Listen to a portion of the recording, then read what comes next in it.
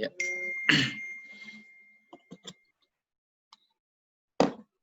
Om Sairam, para bapak terkasih yang luar biasa pada sore hari ini, pada petang hari ini ya. Kita akan segera mulai sesi Sairama sesi ke-9 ini, dan kita awali dengan Omkaram 3 kali. Mudah-mudahan semoga Begawan senantiasa memberkati kita, menuntun dan membimbing kita. Mari kita Omkaram 3 kali.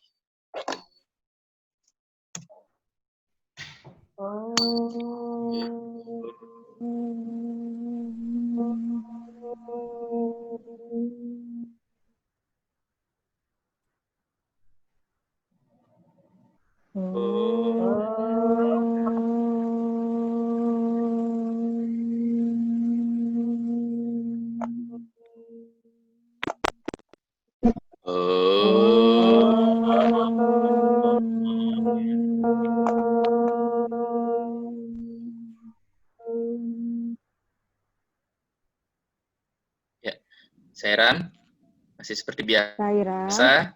Sesi ini akan dipandu oleh Sister Ayu dan tentu saja dengan narasumber Profesor Suresh. Selamat mengikuti, mudah-mudahan banyak inspirasi yang kita dapatkan pada malam hari ini. Untuk waktu, Sister Ayu, Bro Eka, dan Mbak Sumarini mungkin akan membackup juga. Silakan Sairam. Oke, Om Sairam. Sembah sujud di kaki Padma Begawan Sri Satya Sai Baba. Yang saya hormati para sesepuh, pimpinan dan Dewan Pimpinan SSGI, Ketua SSG dan juga SDG di seluruh Indonesia, dan tentunya para bakta terkasih yang saat ini menyaksikan dan mendengarkan dari seluruh Indonesia yang saya kasihi.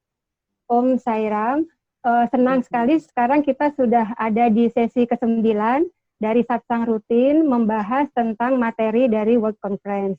Nah, jadi sudah tidak terasa ya, sudah minggu ke-9. Hari ini, seperti yang tadi disampaikan, kita hanya membahas selama satsang kita 1,5 jam. Jadi mungkin nanti ketika Profesor Suresh menyampaikan materi, kemudian ada yang ingin ditanyakan atau ingin sharing, bisa raise hand, atau ketik saja pertanyaannya di chat box, atau di grup WhatsApp Sairama. Nanti kami dari tim akan mencoba membacakannya. Namun diharapkan pertanyaannya singkat dan langsung ke tujuannya. Baiklah, Profesor Suresh, ini bolehkah saya bacakan ada berapa soalan atau ada sharing sedikit dari kawan yang inginnya dibacakan, bolehkah? Sairam? Sairam, boleh. Ya. Ada seorang bakta yang kirim pesan ke saya. Dia bilang, kalau sudah mencapai tahapan samadhi, itu berapa lama gitu? Karena sebentar saja dia mengalaminya, tidak terus-menerus. Nah, itu bagaimana, Profesor Suresh? Ya. Ini selalu Sairam, para bakta sekalian Sairam, dengan limpah kurnia Bhagawan Baba, kita sekali lagi temu dalam Sairama kita, supaya kita boleh dapat dekat dengan Sairama yang ada di dalam hati kita. Jadi malam ini kita juga menerokai, kita juga belajar ataupun kita juga mengenal sedikit wacana daripada Bhagawan Baba. So soalannya ialah di dalam sesi kalau kita sudah rasa samadhi sikit jam saja kan, sekejap saja. Macam mana para bakta itu tahu itu samadhi? Nah, dia bilang ketika sudah masuk ke tahapan samadhi, minda menyatu dengan objek, sudah tak ada kesadaran, tak ada pengetahuan, seperti itu. Jadi dia bertanya, sebenarnya kalau kita sudah masuk tahapan samadhi itu berapa lama, seperti itu. How long actually we can enjoy atau have that moment. Ya, so Bhagawan bagi tahu ada 3 tahap yang baru kita boleh capai tahap samadhi. Satu ialah Bhagawan bagi tahu silence of the tongue. Silence of the tongue ialah mulut kita harus diam dan tidak harus cakap. Itu satu tahap silence of the tongue. Dan ini mulut kita harus senyap.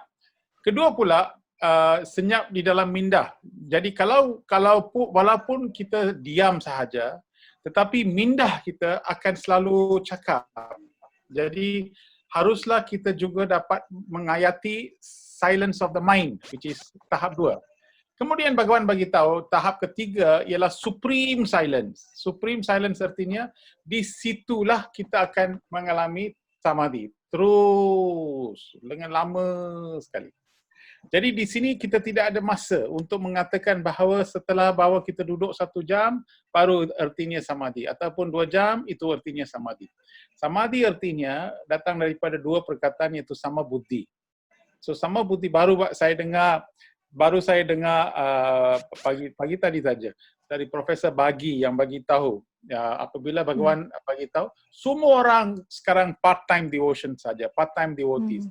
So dia cakap, Swami cakap, Profesor Bagi cakap, bahwa full-time devotee susah untuk buat, jadi itu sebab mengapa banyak orang part-time. Baba cakap, bukan full-time devotee lagi senang untuk capai daripada part-time. So apa arti itu? Dia cakap, di dalam apa-apa keadaan, di dalam apa-apa situasi, bolehkah kita mengalami satu keadaan nyaman dan selesa?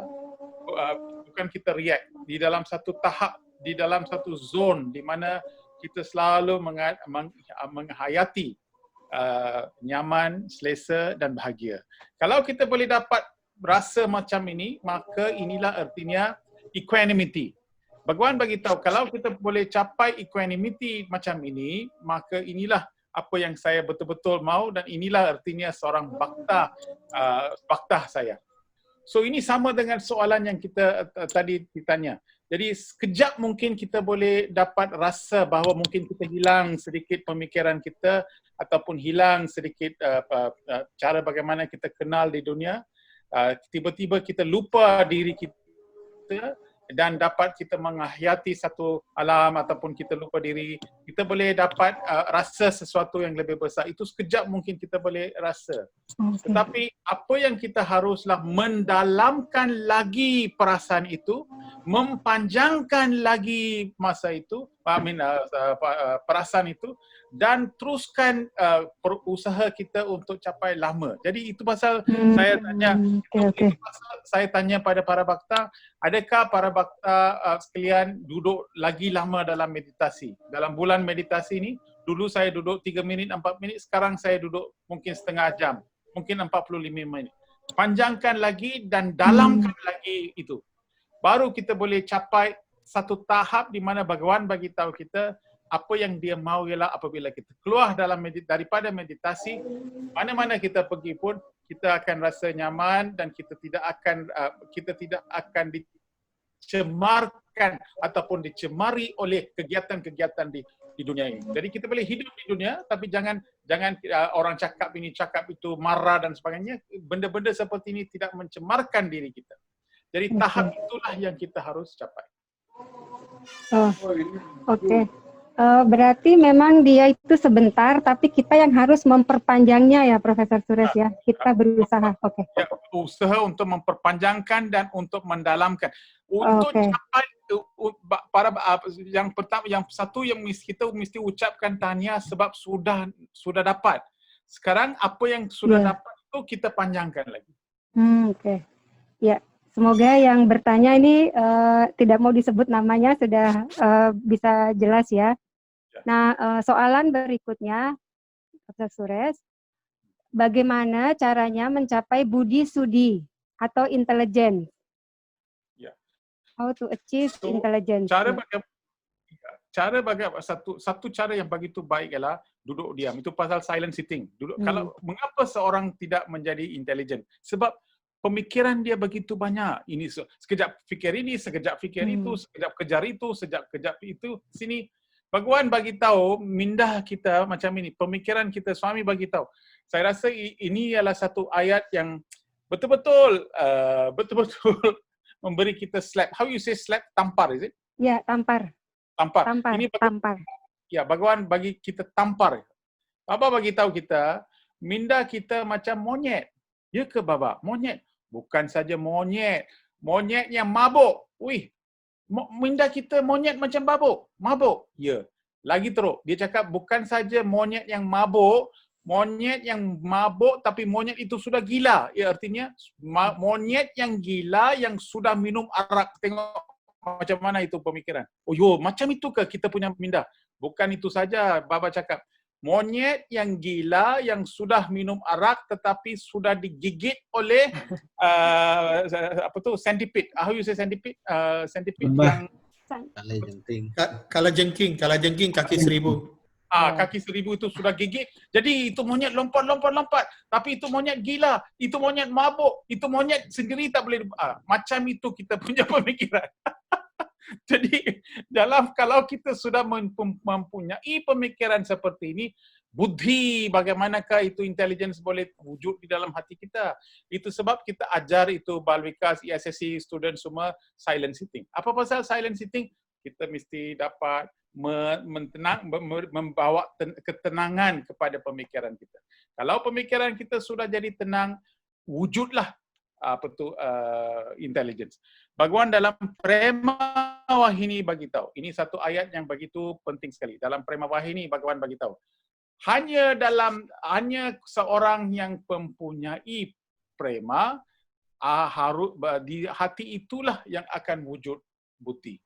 Di hati yang mempunyai shanti, hati itulah yang akan wujud buddhi. Artinya seorang mesti dapat merasa shanti. Pergi ke tepi laut, pergi ke atas gunung. Bila dia tenang. Itu sudah macam biasa. Itu menjadi bisa apabila buddhi akan lahir di dalam hati seorang itu. Tetapi mengapa buddhi tidak lahir di hati kita? Sebab pemikiran macam monyet yang gila, monyet yang mabuk, monyet yang sudah digigit oleh centipede. So artinya itulah Bhagawan mentafsirkan pemikiran kita. Bukankah itu satu tampar kepada kita? Oh yo, sedikit 10 saat pun kita tak boleh memberikan satu ketenangan kepada pemikiran. So daripada matlamat meditasi, apa yang akan berlaku ialah kita akan dapat concentration. Bila kita buat meditasi, kita akan dapat fokus, konsentrasi menjadi besar. Kedua pula, intelek akan menjadi lebih panjang, lebih tajam dan lebih dalam. Orang akan buat keputusan dengan lebih baik lagi. Orang boleh memikir dengan lebih panjang lagi. Inilah manfaat apabila kita buat meditasi untuk membangunkan kebijaksanaan ataupun intelligence. Oke. Ya, berarti diawali dengan silent sitting. Ya, silent baik, boleh satu lagi, Profesor Suresh? Boleh. Ini menarik ini ya. Dari seorang ibu perempuan ya. Apa sebabnya perempuan lebih sensitif atau emosional, terutama bila dia menjelang menopause? Ya, sebab di dalam badan manusia female, sebab emosinya begitu lebih tinggi daripada lelaki. Di dalam kepala kita ada dua bahagian, otak kita ada dua bahagian. Satu ialah right hand side, satu ialah left hand side. Left is kanan dan kiri ya. Otak yang kiri dan otak yang kanan. Lelaki sebenarnya, kebanyakan daripada manusia, daripada lelaki mempunyai otak daripada kanan, ke kiri, otak yang kiri. Otak yang kiri ini akan selalu fikir pasal logik. Pasal selalu mesti ada sistem macam tu. Tetapi perempuan punya otak banyaknya daripada kanan, iaitu kreatif. Very emotional, mereka lah yang akan memberi kita pandangan yang baik. Jadi seorang suami dan isteri yang begitu kawan rapat, suami otak kiri dan dia otak kanan, kalau dua-dua mereka bercantum, inilah memberikan satu keluarga yang lebih sejahtera dan lebih baik. So artinya ibu itu sebab oleh kerana dia ada banyak hormon di dalam badan dia, hormon, dan banyak sistem di dalam dia ialah untuk melahirkan anak, dia mesti mempunyai emosi untuk jaga anak. Jadi mereka sebenarnya mempunyai emosi yang jadi mereka lah yang sedikit lebih sensitif. Bukan kelemahan, ini ialah untuk sebenarnya untuk jaga.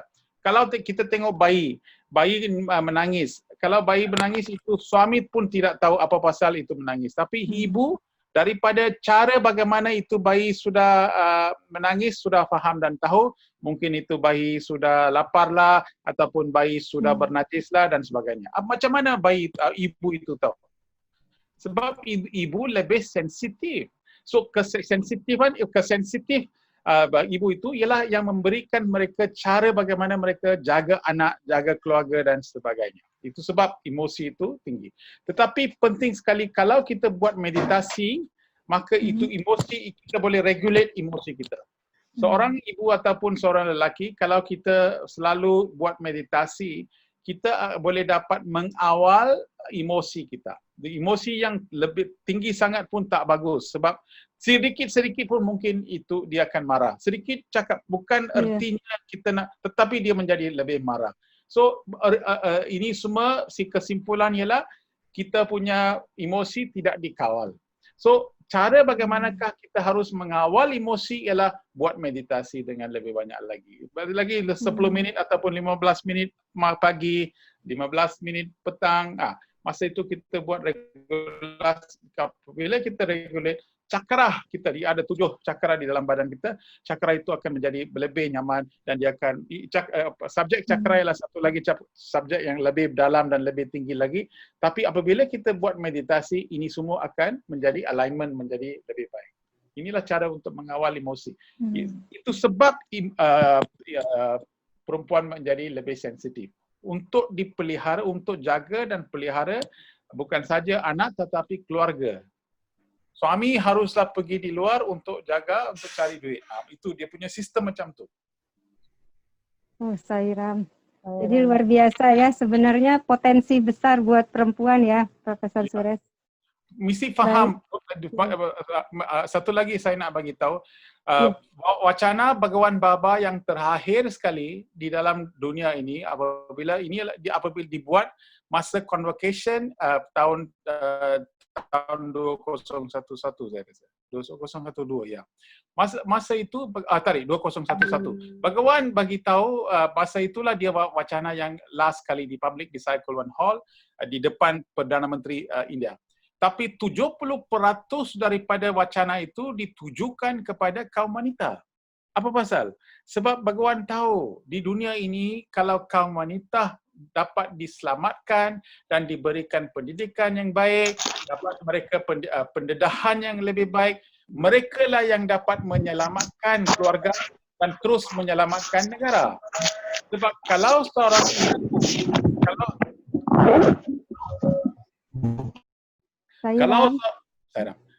kalau seorang ibu boleh dapat mengawal emosi dan menjadi seorang tunggak kepada keluarga, dialah yang boleh dapat menyelamatkan bukan saja keluarga, tapi boleh menyelamatkan satu negara. Ibu yang begitu baik sekali boleh melahirkan anak yang begitu baik sekali. Anak itulah yang akan menjadi warisan dan akan menjadi harapan masa depan. So, 70% daripada wacana yang akhir yang Bhagawan bagi ditujukan kepada kaum wanita, menunjukkan bahawa kaum wanita ialah penting sekali yang haruslah mereka harus jaga. Jadi malam ini saya kalau sudah habis, bila you balik nanti you bagi tahu pada isteri, bagi tahu pada ibu. Saya sangat sayangkan pada you. Kalau saya marah, minta maaf sahajalah dan sebagainya. Jangan marahkan. Bhagawan bagi tahu, kalau kita marahkan isteri, kalau kita kasih selalu susah kepada mereka, dan kalau air mata itu keluar dan jatuh kepada tanah ataupun di dalam rumah itu tidak akan dapat nyaman dan selesa. Bagaimana bagi tahu air mata daripada perempuan, air mata daripada isteri. Jadi suami mesti jaga, kalau sudah kahwin jagalah isteri you. Janganlah beri kekerasan ataupun teguran dan sebagainya, kerana mereka lah kurnia Tuhan kepada kita. Jaga mereka dengan baik dan jangan bagi susah mereka sehingga mereka menangis. Air mata daripada perempuan tak boleh jatuh atas tanah. Itu suami mesti jaga. Daripada hari ini mesti jaga. Jangan takut, jangan kasih susah kepada mereka. Wah, Ya, luar biasa, Sairam. Sekarang saya mau tadi lupa menyampaikan, hari ini kita ada Sister Sumarini juga yang akan membantu memandu acara ini. Sairam, Sister Sumarini. Om Sairam. Om Sairam Brosures. Sairam, how are you? Sairam. Very happy to see you, Bro Sairam. Oke. Para bakta sekalian, apakah ada yang ingin sharing bagaimana pengalamannya untuk memahami materi yang kemarin sempat diberikan oleh Brother Suresh? Apa ada yang mau sharing secara langsung? Sairam Geg, di chat ada satu pertanyaan masih dari Pak. Mohon dibacakan. Om Sairam, kita bacakan pertanyaan dari Bapak Prawoto, SSG Blitar ya. Beliau bertanya, bagaimana manfaat sadhana puasa Ekadasi seperti hari ini untuk peningkatan spiritual dalam meditasi? Ya, Ekadasi kebanyakan kali ialah kita harus buat fasting. Fasting is puasa. Ya, kita harus puasa. Puasanya ialah kita tidak harus makan dan sebagainya.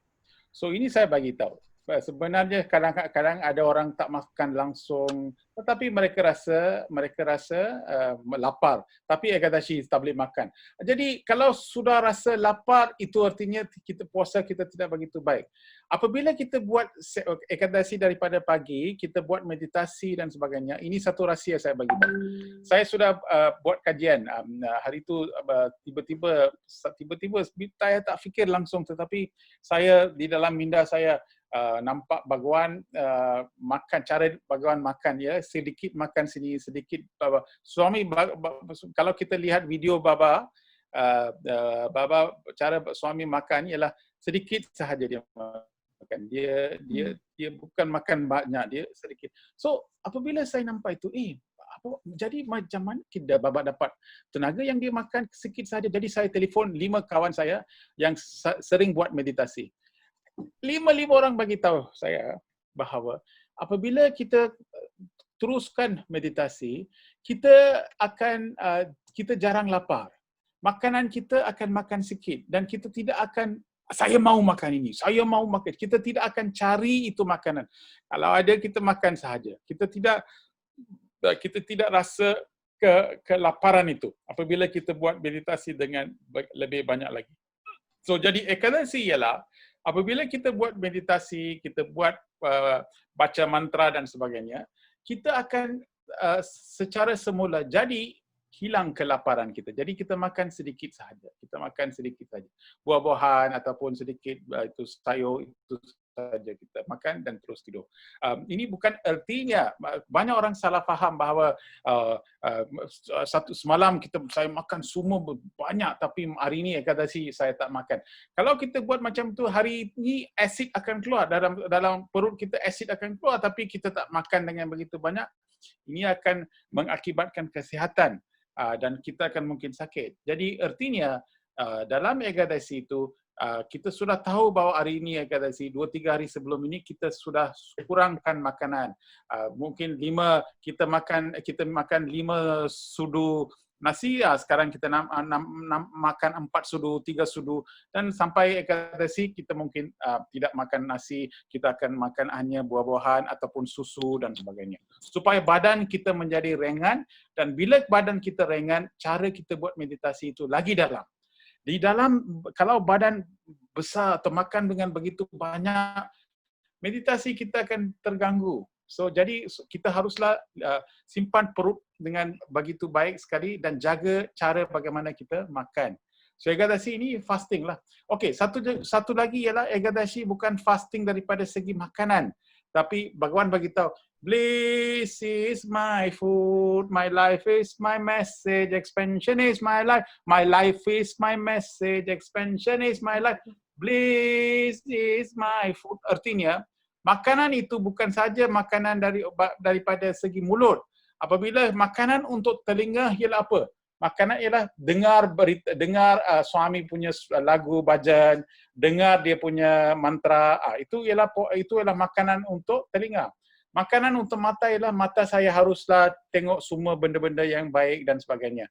Jadi untuk lima senses yang kita ada ini, kita juga kena puasa pada hari ini. Puasa. Jadi jangan fikir bahawa ini hanya untuk makanan untuk lidah, tapi makanan untuk semua senses kita harus puasa. So bacalah buku daripada pagi, baca buku, Bhagawan punya buku, jangan marah pada hari itu, interaksi kita dengan dunia, interaksi itu. Banyak orang akan juga senyap, silence of the tongue. Okay, kita senyap, kita tak cakap banyak.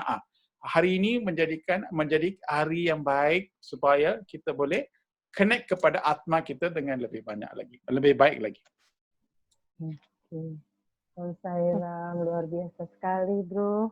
Terima kasih banyak. Mungkin ada Bapak Ibu pertanyaan, silakan. Kalau mau raise hand langsung juga bisa, Bapak Ibu, Sairam. Bro Suresh, kita langsung ke materi.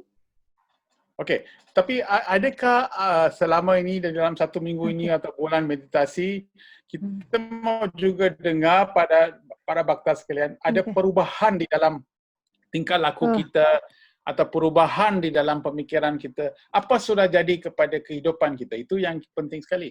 Adakah rasa lebih nyaman? Adakah bila kita bangun dengan lebih inspirasi? Apa sudah jadi kepada kehidupan kita? Itu kita mau tanya juga. Ya, Sairam, para bhakta ada yang mau sharing pengalaman atau kemajuan spiritual yang sudah didapat, khususnya dalam seminggu ini? Ada juga orang, iya. ada juga orang bertengkar, selalu gaduh-gaduh, tapi sekarang saya rasa boleh hidup dengan aman dan nyaman dengan suami isteri, dengan keluarga. Macam tu, kita kena dapatkan manfaat spiritual. Kalau saya sharing boleh, Profesor Suresh? Mengapa tak boleh? Saya punya pengalaman yang sangat, menurut saya miracle dari Baba, miracle sekali. Selama ini saya pagi-pagi cepat-cepat meditasi, karena saya harus masak, gitu, harus bekerja, jadi tak sempat, cepat-cepat saja. Nah, sejak bulan meditasi ini, saya sama anak, sama suami, setiap hari rutin bersama. Nah, miracle-nya adalah saya merasa waktu jadi panjang gitu. Saya santai, jadinya tenang, bisa mengerjakan banyak tugas dengan baik gitu, satu-satu. Nah, biasanya tuh saya cepat gitu. Tapi entah kenapa saya sampai goosebumps. Entah kenapa kalau saya sejak melakukan bersama bertiga di rumah, saya lebih tenang, bisa kerjakan tugas. Itu sih, Profesor Suresh. Oh, cantik. Ibu selalu buat meditasi ke, Ibu? Iya. Biasanya dulu juga buat meditasi, tapi cepat-cepat. Karena saya harus ke dapur, saya harus mengerjakan banyak. Tapi gitu. Sekarang lebih dalam lagi. Ya, langsung selalu buru-buru. Nah, sekarang lebih tenang gitu. Oh, bagus. Ya, tapi bila kita buat meditasi satu hari, keseluruhan hari kita boleh rasa nyaman dan damai, bukan? Iya. Saya bisa ngerjakan banyak tugas, bisa tenang, bisa ngurus anak, bisa masak, bisa bekerja juga itu. Oh, cantik. Ya, Sairam. Terima kasih. Lagi? Prof. Suresh? Ya. Saya ingin sampaikan sharing dari brother kita yang sedang mengalami sakit. Beliau kena kanker otak, dan ketika kita sampaikan bahwa ada program meditasi selama 30 hari ini, beliau mencoba melakukannya dan merasakan ringan sekali dalam menjalani sakit ini. Dan beliau stabil emosinya, jauh lebih stabil, jauh lebih tenang, dan siap menghadapi ujian dengan penyakit kanker ini. Luar biasa beliau sharingnya, Bro Sairam. Oh, cantik. Thank you. Terima kasih kerana sharing. Terima kasih. Lain?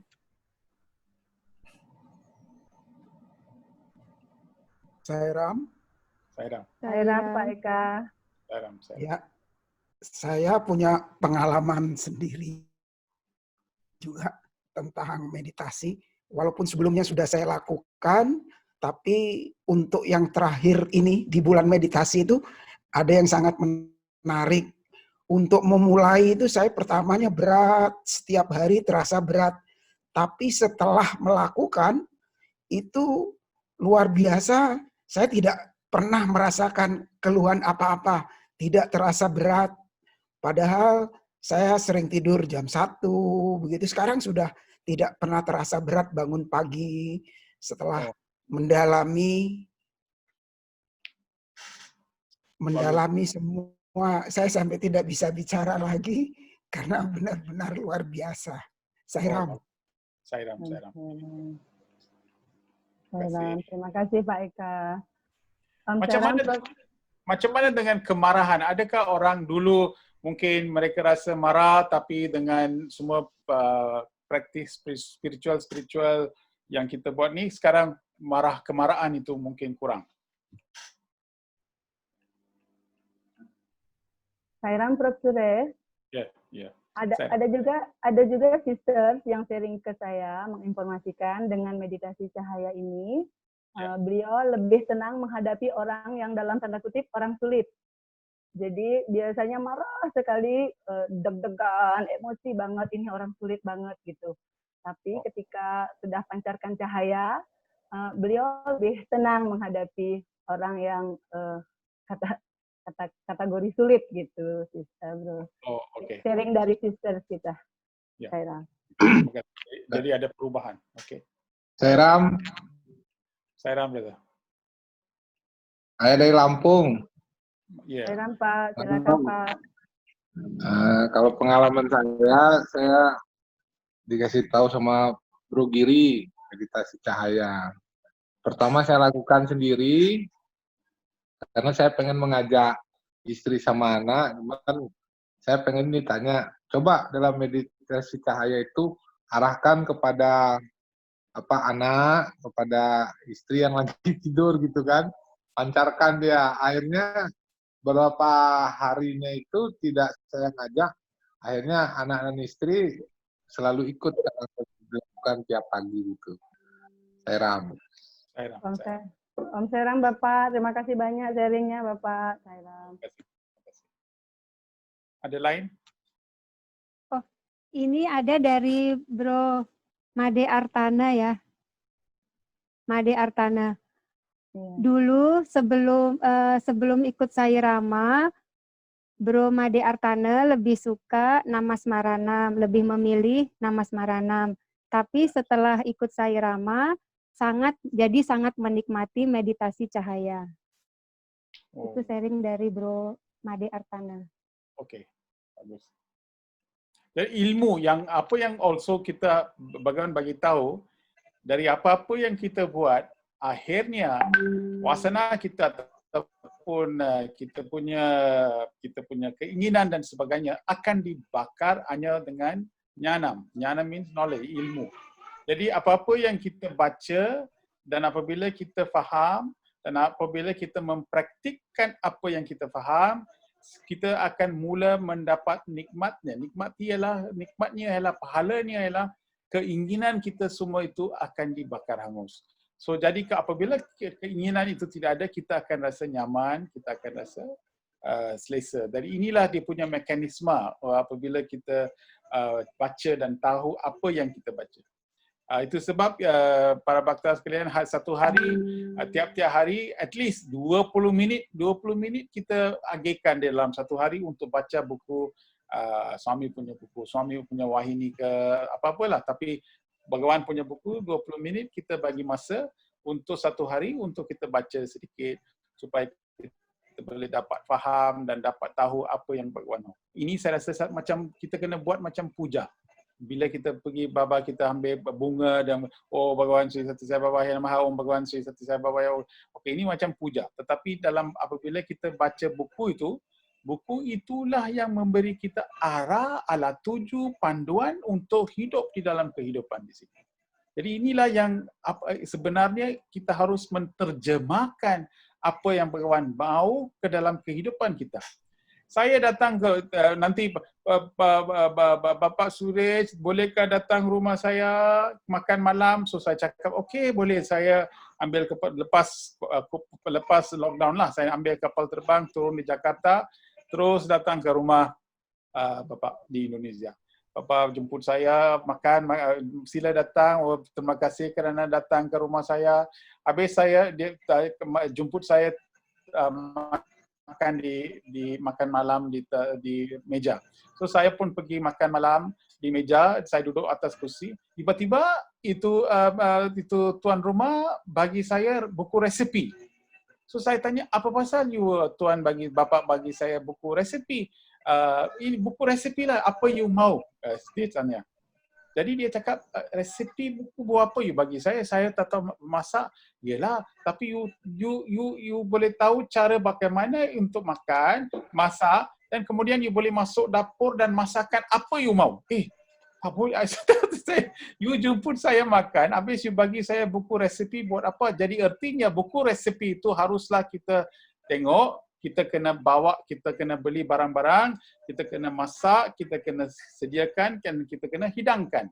Jadi artinya daripada buku, kita harus mempraktikkannya supaya kita boleh dapat pahala. Jadi buku Bhagawan Baba ialah macam buku resepi.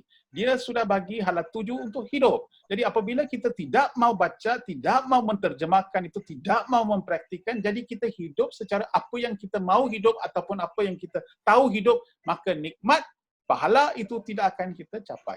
Jadi artinya di dalam peperiksaan kita ada berapa minit lagi? 20 minit lagi. Jadi kita tulis dan habis tulis soalan itu dia orang kutip.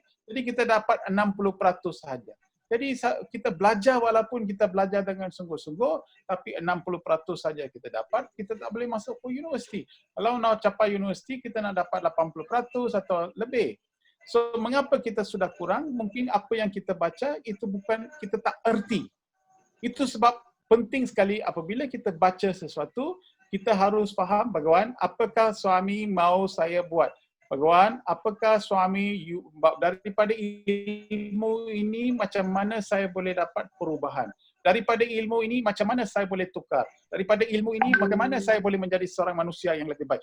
Jadi inilah keinginan kita untuk menjadi seorang insan yang lebih baik dengan ikut ajaran Bhagawan Baba.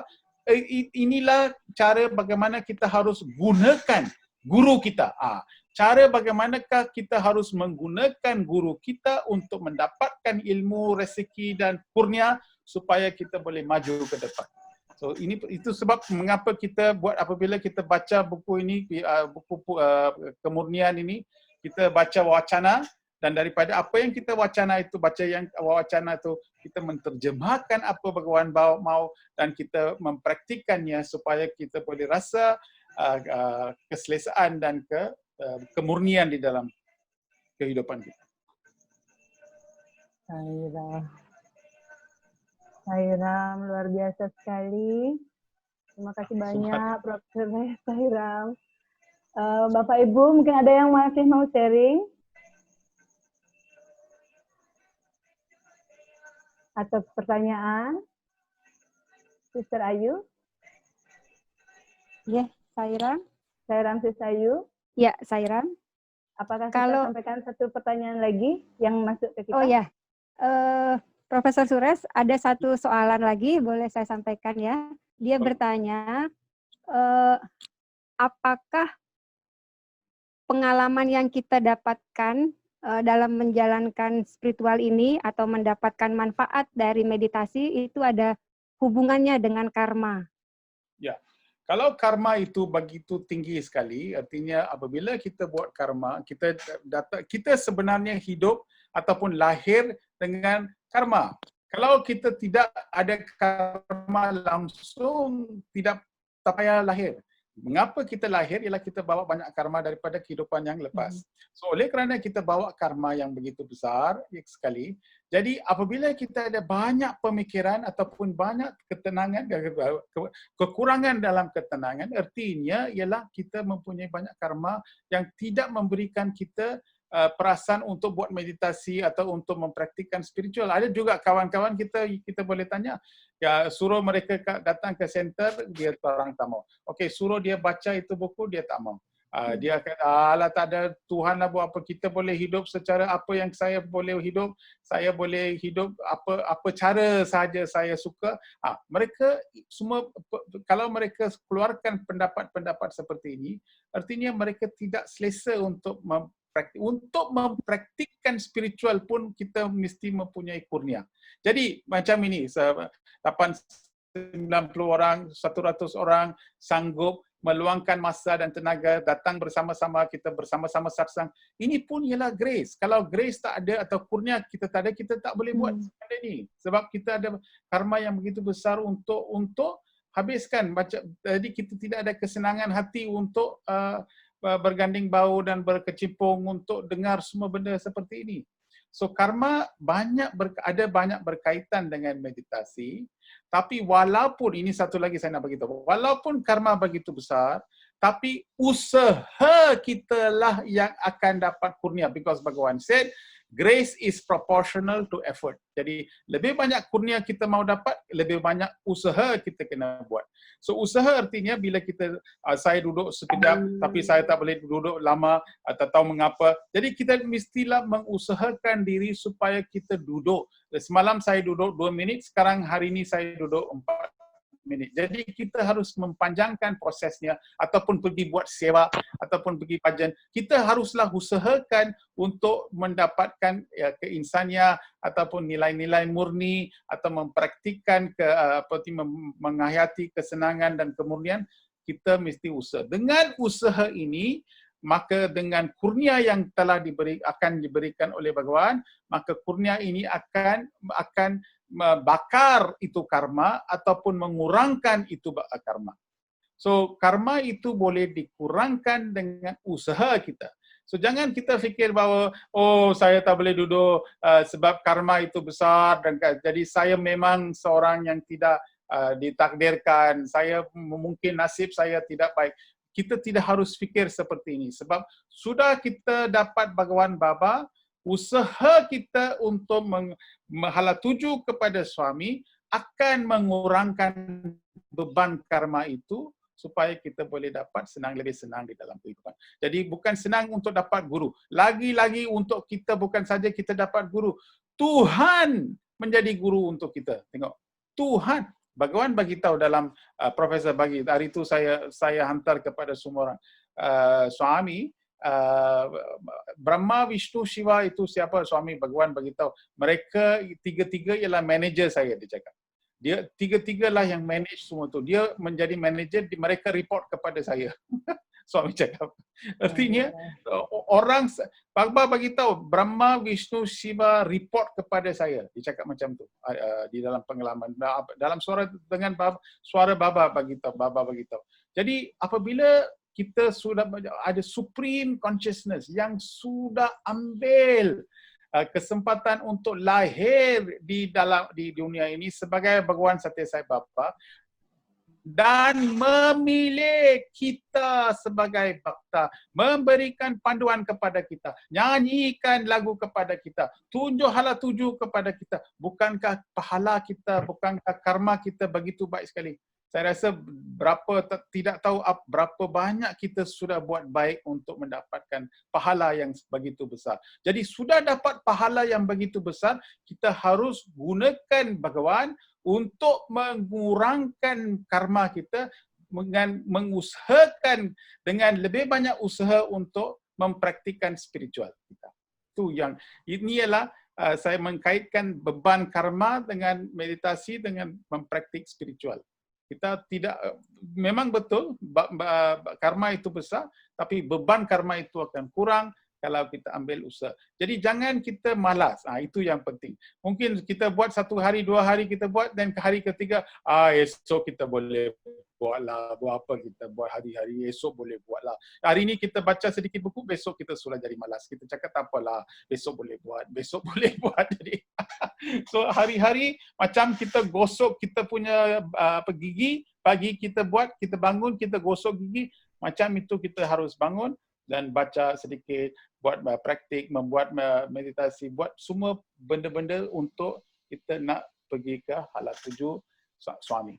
Macam apabila kita sudah meninggal, itu roh akan pergi mana? Roh akan pergi ke suami. Tapi kita harus jangan tunggu sampai hari itu. Hari-hari kita mesti fikir, hari-hari kita mesti buat persediaan untuk perlepasan ini. Hari-hari kita mesti hidup macam satu hari ini akan berlaku kepada kita. Jadi saat yang akhir sekali, manakah roh ini akan pergi? Bhagawan sudah datang ke kehidupan kita, suamilah yang mesti harus panggil kita, suamilah yang harus ambil kita.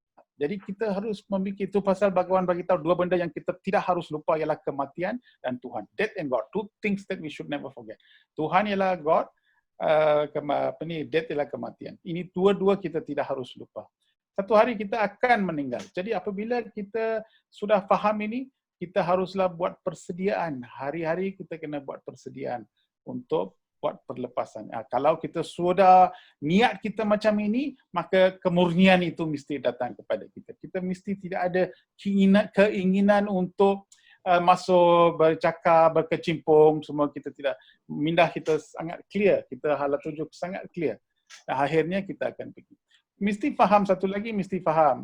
Apabila kita pergi masa itu, macam keluarga saya, kalau saya meninggal, saya sendiri akan meninggal, pergi tahu. Satu keluarga saya tidak akan ikut saya. Saya sudah, kita boleh tahu. Kalau saya meninggal, saya pergi sendiri. Satu orang pun, bakta itu para bakta akan datang, akan menangis. Dan Om, Triambagam Yajamahe, Sugantim, mereka akan buat mantra. Mungkin mereka akan datang ke rumah saya untuk nyanyi dan sebagainya. Tapi bila saya meninggal, saya satu orang sahaja pergi. Ini ialah satu kenyataan yang kita harus tahu.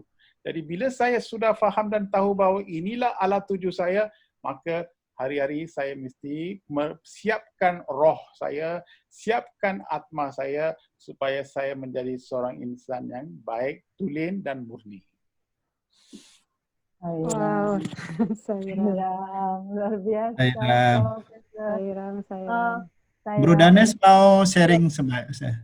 Iya. Silakan Pak Danes, Sairam. Sairam. Brother Suresh. Brother Danes. Saya dalam kehidupan ini sebagai seorang businessman, pedagang ya. Terus terang saya tidak begitu tahu banyak mengenai spiritual. Dan syukur suami udah datang dalam kehidupan kita semua dan memberikan sebuah makna dari dan tujuan dari hidup ini. Tetapi masih banyak hal lagi yang saya belum bisa memperdalam karena mungkin malas ya. To be honest, mungkin malas dan tidak begitu tertarik. Tetapi saya lagi berusaha bekerja keras supaya yang malas itu bisa saya singkirkan agar apapun yang saya latih di dalam kehidupan ini bisa menjadi bahan atau bisa menjadi modal untuk saya dalam spiritual ketika saya harus lahir lagi di kehidupan yang berikut.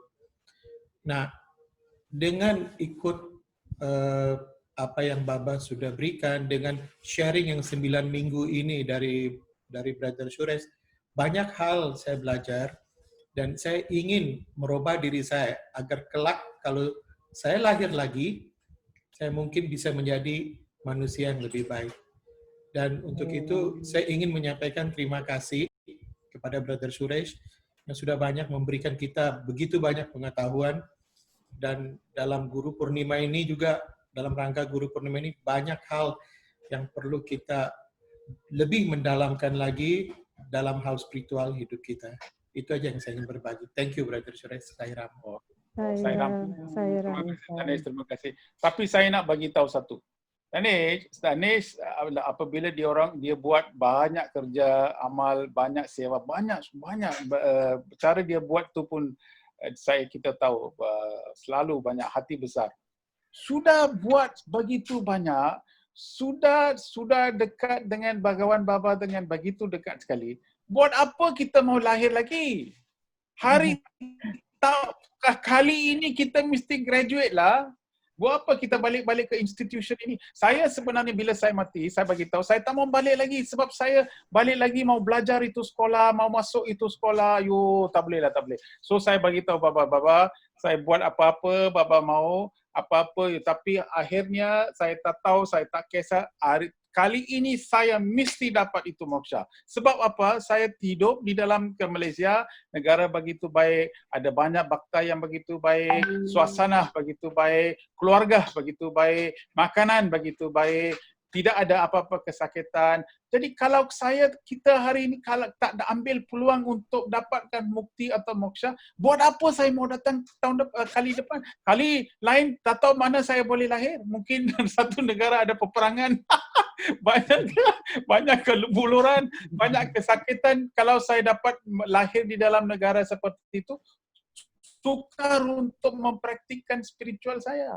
Jadi peluang apa yang para bakta mesti ambil ialah kali ini kalilah mesti cakap bagaimana. I tak kisah. Saya buat apa yang saya buat. Meditasi, sewa, buat sewa. Ini semua untuk baba, semua untuk baba. Kita hidup macam ini. Lain kali saya tak mau datang balik. Jadi inilah cara kita harus hidup.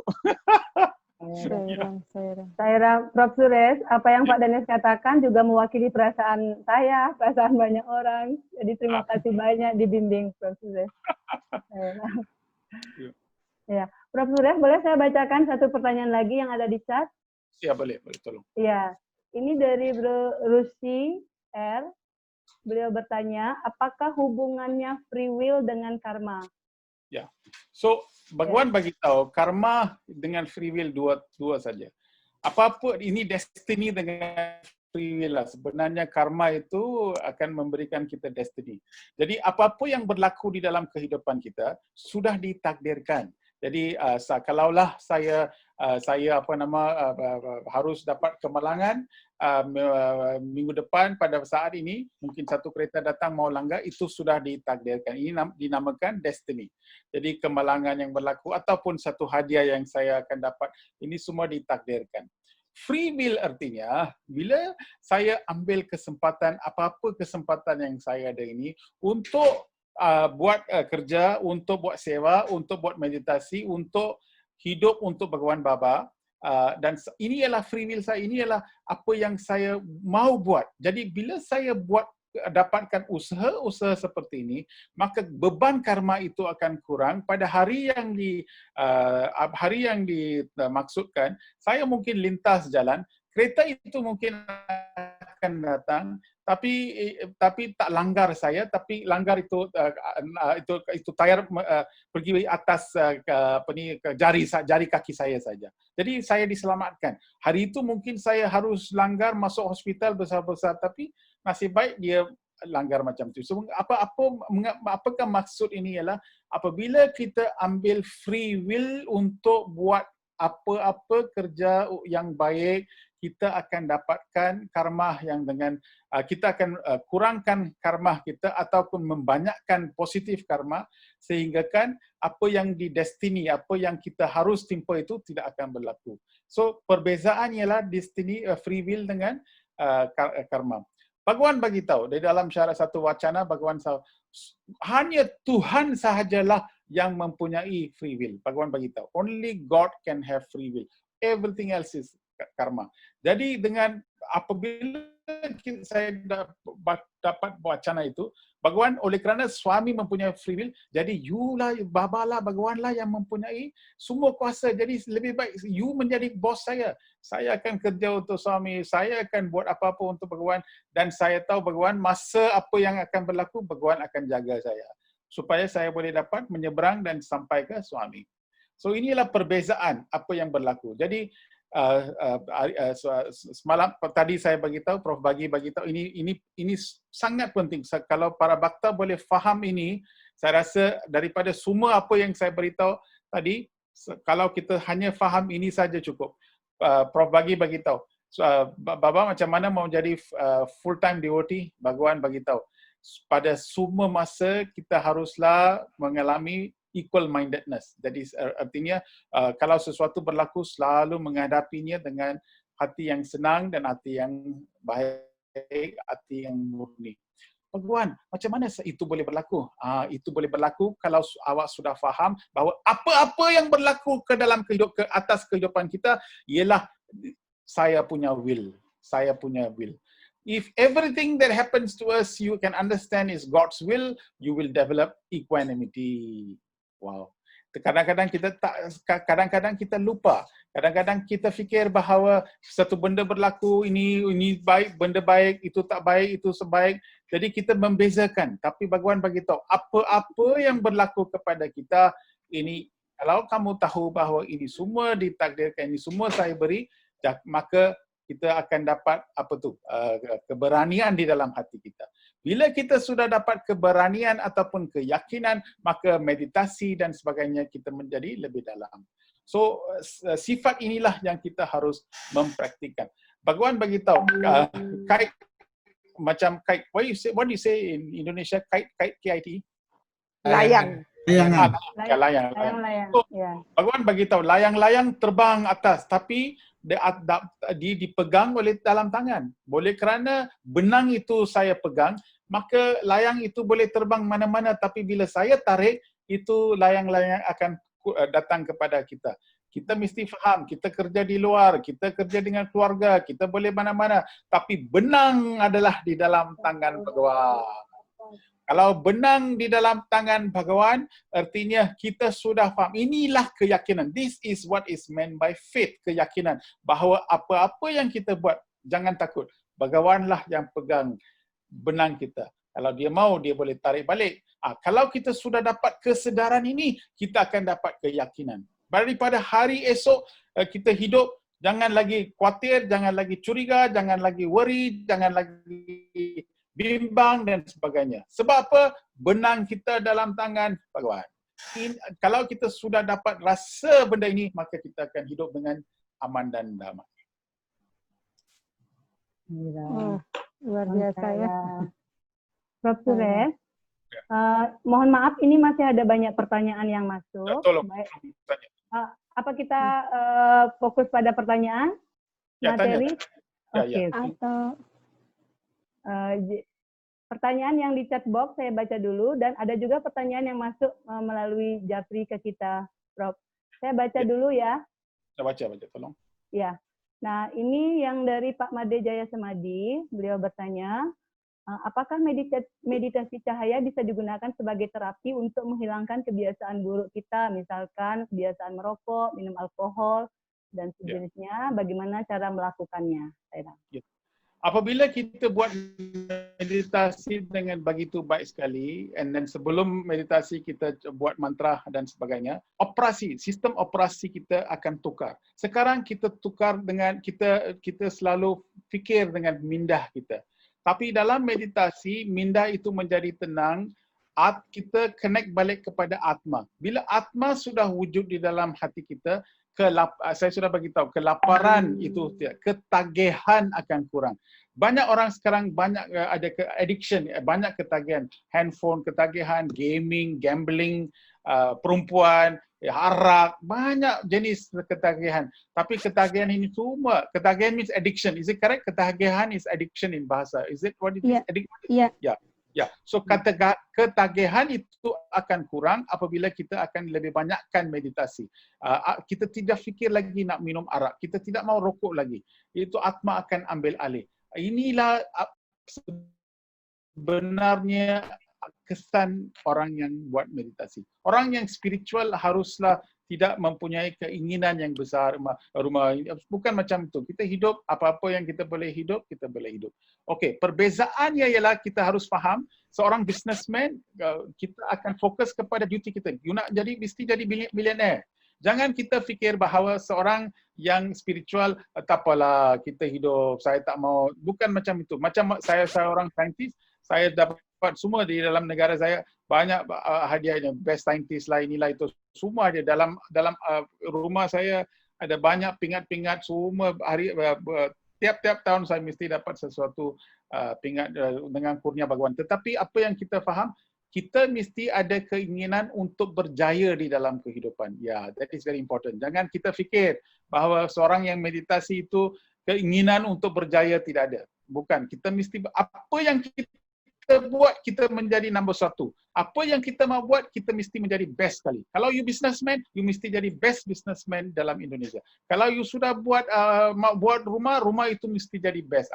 Apa yang kita buat, kita mesti jadi best. Itulah meditasi akan memberi kita achieving excellence. Kita nak capai excellence di dalam apa yang kita buat. Tetapi apa juga akan berlaku ialah ketagihan seperti benda-benda ini semua akan kurang. Apabila kita buat meditasi dengan baik sekali, dengan betul sekali. Jadi lebih baik kita ikut satu kumpulan, mungkin di dalam center, selalu kita buat meditasi dalam satu kumpulan. Jadi lebih baik mula-mula kita buat macam itu.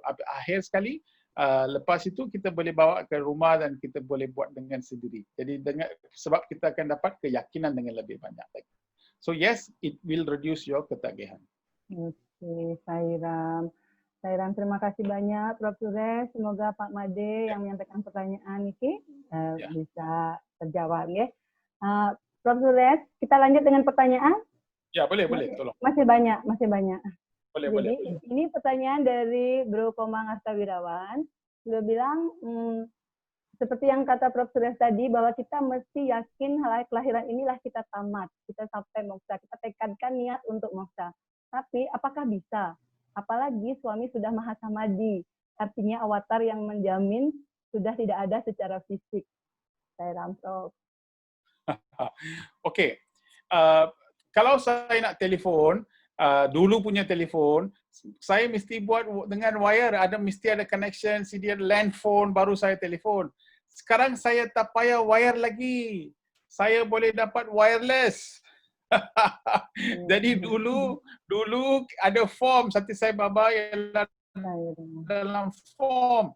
Tapi sekarang ialah formless, wireless. Kita mana-mana kita boleh dapat akses dengan bila saya cakap sekarang, saya sedar Bhagawan dengar apa yang saya cakap. Saya dengar sebab pada satu hari Bhagawan bagi tahu dalam bilik interview, saya tahu you pergi London, you pergi sana, you cakap di dalam London, you cakap dengan begitu panjang, begitu cepat sekali. Apa pasal you cakap cepat? Mengapa you tidak cakap perlahan-lahan? Lebih banyak bhakta boleh dengar. Jangan cakap cepat. Bhagawan bagi tahu pada saya. Jadi artinya sudah faham, sudah tahu. Bukan dia datang dengan saya ke ke London, tapi dia sudah faham dan tahu di mana-mana dia berada. Kita tidak boleh fikir bahawa physical form sahaja yang penting. Kalau macam itu, macam mana guru-guru Shirdi Sai Baba pun tak ada sekarang, Shirdi Sai Baba, tapi banyak orang boleh menghayati, boleh berdapat rasa dan sebagainya. So, keyakinan ialah kita mesti dapat dan tahu dia ada bersama dengan kita. Hari-hari bila saya boleh cakap, dia boleh dengar. Apa-apa yang saya mahu, dia boleh dapat tahu. You tahu tak, Bhagawan Baba bagi tahu, bila dia buat macam ni dengan tangan, daripada tangan, satu benda keluar. Chain ke, ataupun pendant ke, dia akan keluarkan. So, Bhagawan bagi tahu pada tu. Suami boleh buat sebab Bhagawan, suami ialah suami boleh buat. Suami cakap, tak. You pun boleh buat. Lebih banyak kalau kita menjadi murni, apabila kita meningkatkan kemurnian kita, apa yang kita ingin kita boleh dapat. Wow, itu satu mantra. Apa yang kita ingin kita boleh terus dapat apabila kita murni. Wow.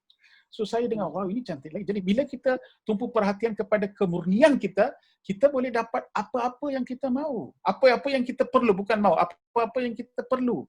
Jadi apa yang para bhakta mesti faham dan dapat tahu ialah, kita buat kemurnian sebagai sadhana. Kita mendalamkan kemurnian kita. Kita mesti menikmati kemurnian kita.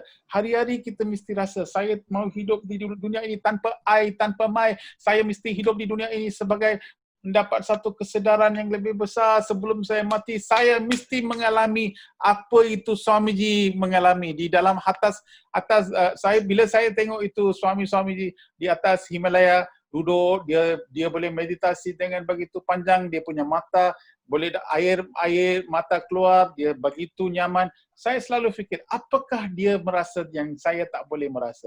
Apakah dia dapat menghayati mengapa saya tak dapat menghayati? Mengapakah saya tak boleh rasa apa yang mereka boleh rasa? Jadi, oh Tuhan, sebelum saya meninggal, saya mesti dah dapat nilai itu. Saya mesti dapat apa yang saya harus menghayati itu. Jadi, bila saya menuju kemurnian ini, apa-apa yang saya perlu dalam kehidupan, Bhagawan akan beri kepada saya. Inilah keyakinan yang kita harus dapat. This is the real purpose. Bhagawan beritahu di dalam satu wacana bahawa inilah apa-apa yang kita mahu, kita akan boleh dapat. Jadi dalam saya ada banyak PhD student dalam saya punya kerja. Kadang-kadang mereka datang dengan banyak masalah. Mengapa ini projek tak boleh habis, mengapa eksperimen ini tak dapat dan sebagainya. Jadi saya gunakan prinsip ini, apa-apa yang saya mahu pada masa itu, saya betul-betul doa. Tiba-tiba itu student pergi, 1-2 hari kemudian dia datang, Prof, saya sudah dapat itu, saya sudah dapat. Saya sudah dapatkan apa yang saya betul-betul mahu. Jadi banyak kertas ilmiah saya dapat tulis dengan berjaya dan sebagainya, bukan sebab saya pandai, sebab saya ada banyak keyakinan dengan Bhagawan Bapa. Jadi apabila saya diperlu, dia akan beri kepada kita. Inilah apa yang kita harus lakukan hari-hari. Jadi kita justru makin dekat dengan suami, tidak pakai udah wireless.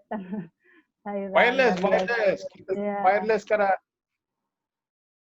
Saya ada satu masa bila dalam interview Bhagawan bagi tahu, masa itu dulu bapa saya bila dia hidup, dia suruh saya pergi cari rumah sebab isteri saya dan saya tinggal dengan ibu bapa saya. So dia suruh saya cari rumah, tapi bila saya cakap okey saya akan cari, tapi bila saya keluar dari rumah, saya terus pergi center dan buat banyak kerja sewa, dan malam saya datang balik, bapa saya tanya, you sudah cari itu rumah? Saya cakap tak ada dapat masa. So dia cakap, apa ini you punya sendiri punya rumah pun you tak dapat masa, bila mau cari dan sebagainya. Dia tegur saya. So satu hari bila dalam interview, Bapa beritahu, saya sebenarnya apabila pandu kereta, saya akan lihat sebelah kiri, sebelah kanan, tengok itu sign untuk rumah untuk jual. Jadi saya tengoklah mana rumah yang dijual di sini ke sana. Bhagawan macam dia tahu, dia pegang itu steering wheel, dia cakap, saya tahu hari-hari bila you pandu kereta macam ini, you akan lihat kanan, you akan lihat kiri, you cari rumah bukan? Dia cakap pada saya. So dia macam dia ada kamera di belakang, tengok apa. Wah, saya pun hairan. Exact action, macam mana saya pandu, macam mana saya lihat, dia tunjuk, dia berlakon dan tunjuk kepada saya apa yang saya buat. Artinya Baba mana-mana wireless, kita mesti faham bila kita tidur dia ada bersama kita, bila kita di sini mesti ada. Itulah keyakinan yang kita ada. Kita kadang-kadang fikir bahawa Baba ialah dalam altar, Baba ialah dalam science center. Tidak. Dia bersama kita, dia hidup dengan kita. Bara Bhakta mesti faham, segala pemikiran yang kita ada dia sudah tahu. So tak boleh lari. Baba bagi tahu, you boleh lupa saya tapi saya tidak akan lupa you, dia cakap. Terima kasih Prof. Suresh. Ini masih ada lagi ya, yang lewat chat box saya bacakan lagi. Ya. Nah, bagaimana kita bisa dari Sister Gusti Ayu Sutini, bagaimana kita bisa memahami suka duka yang kita alami pada kehidupan ini? Apakah itu hasil karma masa lalu, ataukah saya membuat karma baru untuk masa yang akan datang? Apakah ini bagaimana karma? Ya, saya langsung. So, sesuatu yang berlaku kepada kita, cara bagaimana kita menghadapi itu karma akan meningkatkan karma. Artinya, saya bagi tahu, ini memang sudah hari itu ada banyak kes-kes yang saya bimbing dia bagi tahu. Perempuan ini datang, saya punya student, dia datang, dia menangis, dia datang ke bilik saya. So saya cakap, mengapa itu tesis, mana apa sudah jadi pada itu tesis, mengapa you sudah belum tulis? Dia cakap, Profesor, saya tinggal dengan ibu mertua saya selalu marah pada saya, dia cuba mengasingkan saya dengan suami saya dan selalu saya sudah sakit dan dia menangis, terus menangis di dalam bilik saya. So saya bagi tahu dia, ini semua ialah bukan ibu mertua punya pasal. Ini you punya pasal. Tidak, bro, saya selalu kasih sayang, saya beri kasih sayangan kepada ibu mertua saya. Tetapi tak tahu mengapa dia selalu marah dengan saya dan saya selalu diluka, hati saya sangat luka dan sebagainya. Saya cakap pada dia bukan kehidupan ini, tetapi ini adalah kehidupan masa lalu di mana kamu mesti buat sesuatu yang sudah karma itu sudah datang sekarang. So saya bagi dia cakap apa yang saya harus buat. Inilah karma ya. Jadi karma ialah apa yang kita bawa. Tapi cara bagaimana kita menanangi karma itu mengkurangkan negatif dan meningkatkan positif. So saya bagi tahu dia, malam-malam dia sudah tidur, you masuk bilik kamar dia, tunggu di sana, you doa kepada roh dia. Saya bagi tahu. Saya bagi tahu dia, saya minta maaf, saya sangat sayang pada you, minta maaflah dan terima kasih. Jadi I love you, please forgive me, thank you. Saya suruh dia berulang 9 kali malam-malam bila. So dia pun buat macam tu. 9 kali dia berulang. Malam-malam dia pergi rumah dia, bilik dia, masa tidur dia akan doa kepada dia. Doa kepada ibu mertua. Doa kepada roh ibu mertua. Sebab ini mungkin satu kesalahan yang saya telah buat masa dulu, tapi sekarang tolonglah, minta maaflah, saya sangat-sangat sayang pada you, tolong maaf dan sebagainya. Dia betul-betul doa, betul-betul daripada hati. Lepas 2-3 bulan, budak ini datang balik kepada bilik saya dan dia bagi tesis. So dia tanya, dia bagi tahu pada saya, apa sudah berlaku ialah selepas 1 bulan sahaja, apa yang berlaku 2 tahun macam ini berlaku, tapi di dalam 1,5 bulan, ibu mertua menjadi kawan yang begitu baik sekali dengan ibu anak itu. Dan dia masak, dia merapatkan lagi suami dan isteri dan dia juga menangis, tapi kali ini budak ini menangis sebab dia begitu terharu, begitu gembira. Jadi karma itu kita boleh tukar. Apa-apa karma yang ada di dalam kehidupan kita boleh tukar dengan cara bagaimana kita menghadapi masalah kita. So cara bagaimana kita kalau kita tidak bimbing budak ini, apa dia marah dengan budak ini, dia akan suruh suami dia keluar daripada rumah ini, saya tidak lagi mau tinggal di rumah ini, binasalah, jahanamlah ibu mertua saya, dan banyak dia akan sebut dan dia akan keluar. Itu reaksi biasa.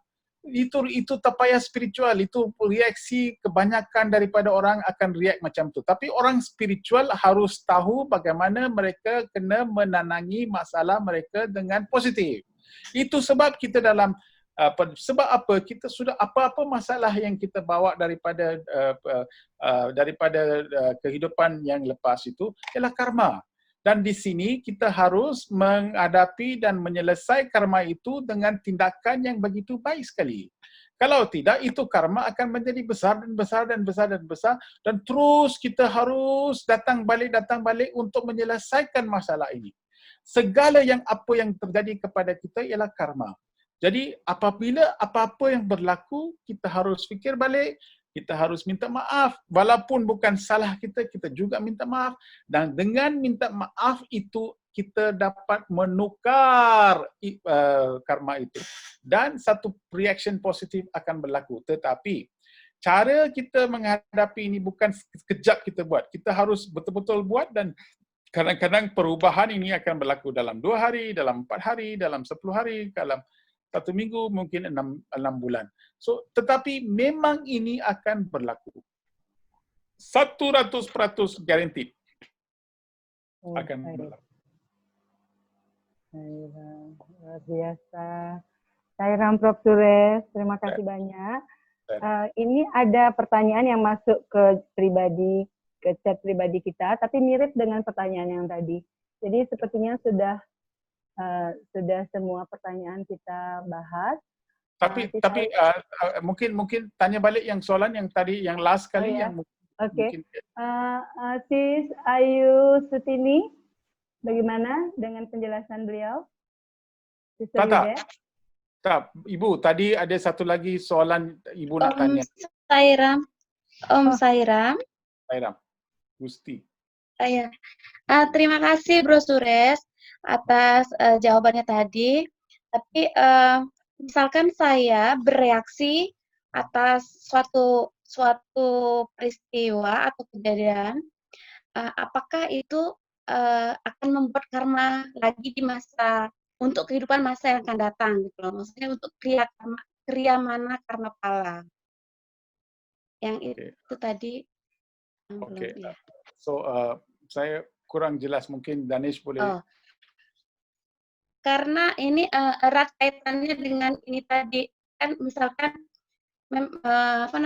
kegiatan tamat gitu ya, ini menambahkan. Bagi menurut saya pribadi sih, saya sangat berterima kasih banget dari sekian kali sesi yang disampaikan oleh Bro Suresh, benar-benar membuat banyak sekali perubahan yang saya dapatkan, terutama di dalam diri saya sendiri, dalam berinteraksi bersama keluarga, bersama teman-teman, dan lain sebagainya. Tapi ada soalan ini yang ingin sekali saya ketahui, manakala saya berinteraksi atau merespon suatu kejadian, apakah kejadian itu akan membuat saya menjadikan itu membuat karma baru untuk masa kelahiran saya seperti itu. Brother Suresh, what she meant that if she faced a situation where she has to respond, and in that situation, whatever coming out of her response, is that a karma she has to face in a future life or in this life? Yeah. So the reaction, thank you Danesh. Apa yang kita respon kepada karma itu, adakah respon kita positif atau negatif? Kalau respon kita negatif, artinya kita akan menambahkan karma lagi.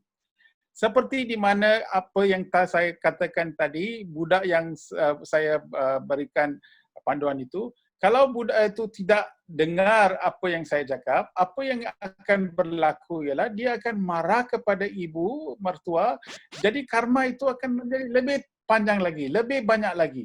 Dia keluar, dia marah dengan suami dan sebagainya. Jadi apa-apa keadaan yang kita sudah mengalami itu, cara kita respon kepada itu akan meningkatkan karma positif ataupun karma negatif. Karma positif artinya dia akan kurangkan beban karma kita. Jadi sekarang kalau kita punya respon, kalau orang marah kepada kita, tapi respon kita, tak apalah dia marah, tak apa, tapi asalkan kita jangan marah, kita buat apa. Jadi ini respon positif. Jadi dengan respon positif itu, kita tidak akan meningkatkan karma negatif. So bila kita tidak akan meningkatkan karma negatif, apa yang kita dapat ialah pahala. Pahala itulah yang akan menukar keadaan itu dengan begitu baik. Itu sebab Bhagawan bagi tahu kita, usahalah yang akan bawa kurnia Tuhan. Usaha, lebih banyak usaha untuk membetulkan apa yang kita buat akan membawa kurnia daripada Tuhan. So this is what it is. Sairam. Om Sairam, terima kasih Bro Suresh, Bro Danes, Sister Simarini. Sairam, terima kasih Sister Ayu. Sairam, Prof. Suresh, Bapak Ibu semuanya, kita tadi diberitahu bahwa Prof. Suresh ada waktu sampai 20.30, jadi masih ada 12 menit lagi. Prof, kita... Soalan semua sudah habis? Sepertinya sudah, Sis Ayu. Yang sudah, masuk ke kita juga sudah ya. Boleh sudah. Kita lanjut? Prof? Ya. Boleh? Oke. Boleh. Oke, Sairam. Minggu lalu kita masih punya satu slide, Profesor Suresh, ini slide-nya. Oke. So manusia boleh baca, Ibu Murwi boleh baca? Sairam. Boleh baca. Ya. Manusia senantiasa mengharapkan kebahagiaan. Syarat pertama untuk mencapai Brahmananda, kebahagiaan tertinggi atau pencerahan adalah hati yang murni. Hati manusia yang seharusnya putih bagaikan susu dalam kemurniannya, saat ini diisi dengan pikiran dan perasaan buruk. Sadhana spiritual dimulai dengan pemurnian hati dan mentransformasikannya menjadi lautan susu. Ketika hati diisi dengan kualitas-kualitas satwik atau murni, hati menjadi seperti lautan susu. Hanya dengan demikian, hati manusia akan menjadi kediaman yang layak untuk Tuhan, di mana kediaman beliau digambarkan sebagai Ksira Sagara, lautan susu. Ya. So, ini Bhagawan bagi tahu. Jadi, apa yang kita mau, jangan biarkan Tuhan dalam altar kita. Altar itu ialah tempat untuk melambangkan sahaja. Satu hari bila saya pergi satu kemah di mana saya tahu, satu negara lah, saya pergi buat kemah. Esok pagi, ini kemah ialah dekat dengan tepi pantai. So saya bagi tahu esok jangan kita buat bajan di Dewan. Kita pergi buat bajan dekat di tepi laut dan sebagainya. So jadi bajan mula pukul 5.45 pagi.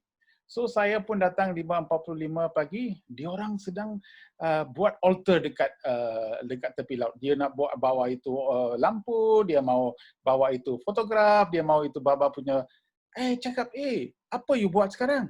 Kita buat altar. Buat apa you nak buat altar di sini? Buat apa you nak buat altar? Sini bukan ke altar. Tengok di depan tu matahari bernaik. Matahari akan naik sekejap. Sekarang gelap. Kita akan lihat putih. Kita akan lihat ceria. Itu sudah lampu-lampu biasa Tuhan. Inilah keindahan yang orang biasa tak boleh buat. Kita sudah di tepi pantai. Apa pasal you bawa altar ini? Inilah satisai depan di sini. Langit, laut, angin, cahaya. Bukankah ini keindahan Tuhan? Apa lagi you mau lihat dalam altar ini? Saya cakapnya. Dia terus kumpul, dia terus bungkus itu altar dan kita lihat balik matahari dan sebagainya. Apa yang saya maksudkan ialah altar itu ialah satu tempat yang mana kita buat satu lambang. Tapi sebenarnya altar yang sebenarnya ialah di dalam hati kita. So hati apa yang Bhagawan bagi tahu ialah di hati yang menjadikan hati putih. Bukan saja putih, menjadikan dia macam susu. Bukan saja susu, laut susu, lautan susu. Wah, artinya satu tempat di mana besar hati kita, sebesar satu laut. Dan laut itu putih. Putih means tidak ada apa-apa niat. Kita hidup untuk kemurnian. Di dalam hati inilah Vishnu akan hidup. Mahavishnu ialah satu Tuhan di mana dia hidup di dalam susu. Okey, Vishnu, Sanskrit nama Vishnu ialah pervasive. Pervasive means badan Vishnu ialah putih. Biru.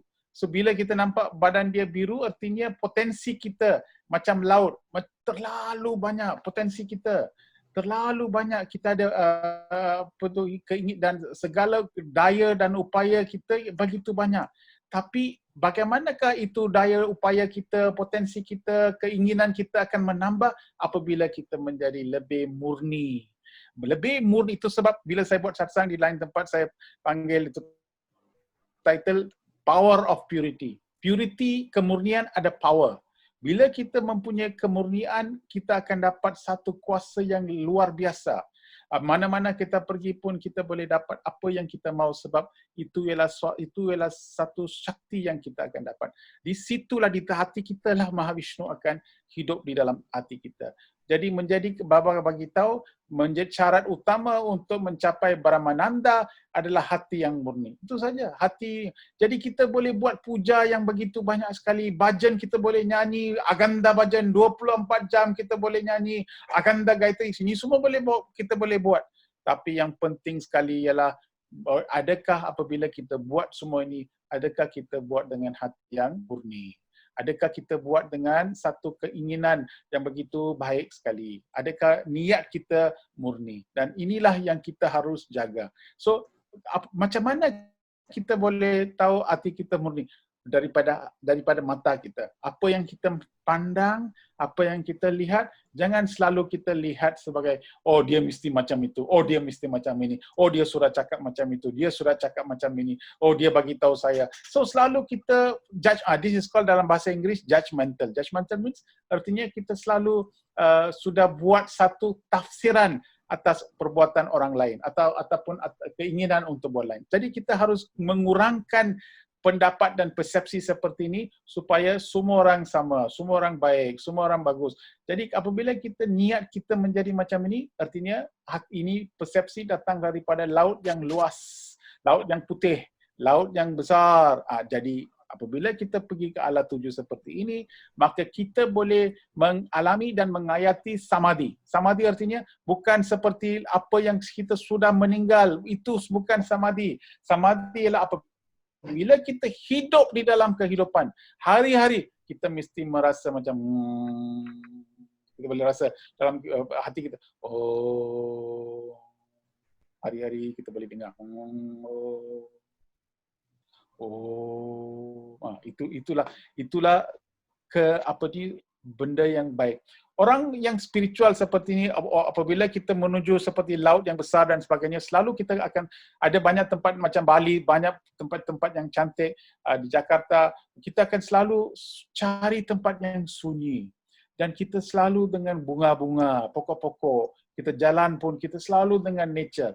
Orang seperti ini suka burung-burung, suka, inilah orang nature. Orang yang bila mereka dengan nature, mereka faham bahawa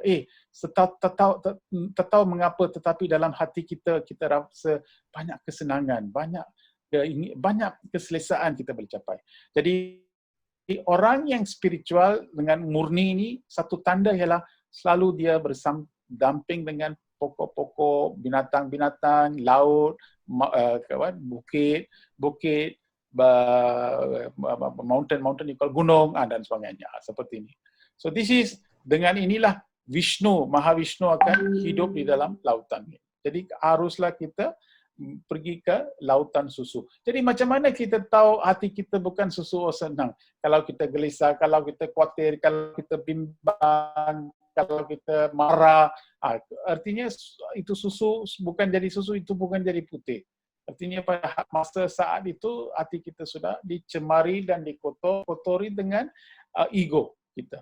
Inilah Bhagawan bagi kita satu tempat di mana dia suka dengan kita, ialah apabila kita menjadikan hati kita dengan begitu baik sehingga dia akan hidup dengan kita, dalam kita. Tidur, macam tidur. Sekarang malam kita bila tidur, okey? Bila kita tidur, kita basuh kaki semua. Bila kita tidur, dan sebelum tidur kita doa. Baba, terima kasih Baba, hari ini begitu baik sekali Bhagawan. Saya akan tidur, besoklah mungkin satu hari yang lebih baik daripada hari ini. Saya akan menagihkan masa untuk mengingat pada Baba dan sebagainya. Kita doa. Bila kita hati kita murni, kita tidur 5, 4, 3, 2, 1, terus tidur. Tak boleh tidur, kita punya tidur tidak harus ada mimpi pun. Tidur lena. Bangun pukul 5, macam lion kita boleh bangun. Tapi kadang-kadang kita tidur, kita bimbang, kita bangun, jerit sini, jerit sana, kita mimpi sini, kita mimpi sana. So artinya banyak pikiran yang kita bawa daripada dunia kepada tidur. Jadi artinya kita sudah dicemari. Jadi kita kena jaga apa yang kita mimpi pun kita kena jaga. Jadi kemurnian ialah satu exercise yang kita harus buat hari-hari, malam-malam. Dan apabila kita fikir seperti ini, kita harus apa pasal ini mimpi berlaku? Mengapa itu berlaku? Tak harus berlaku. Dan kita lihat balik makanan.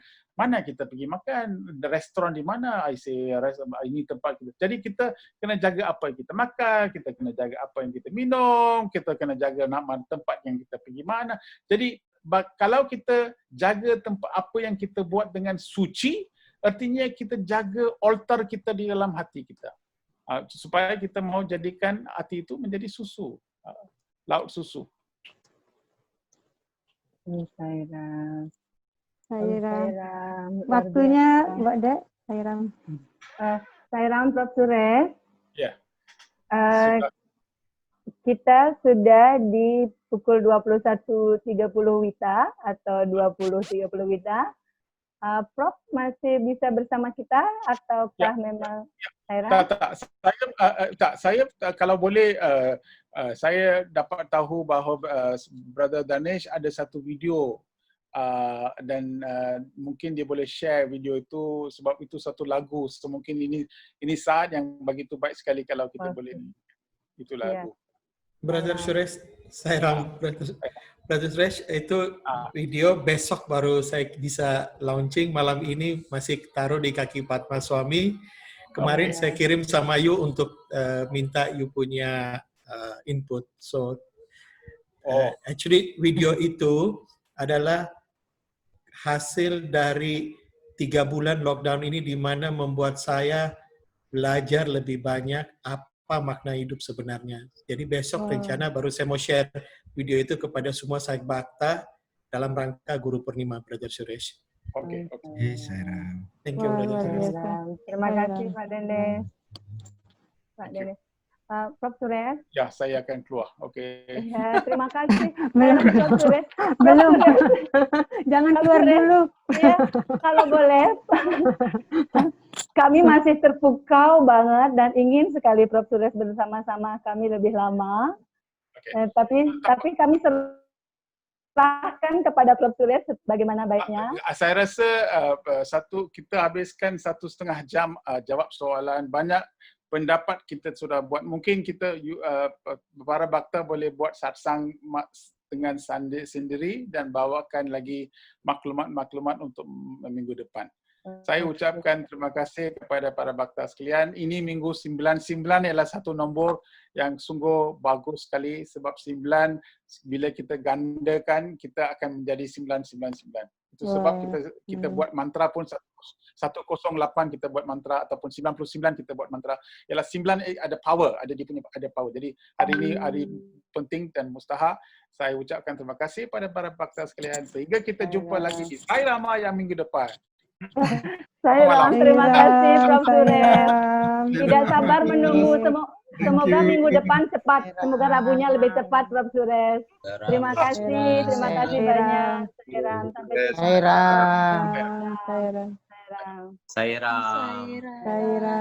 Sairam luar biasa.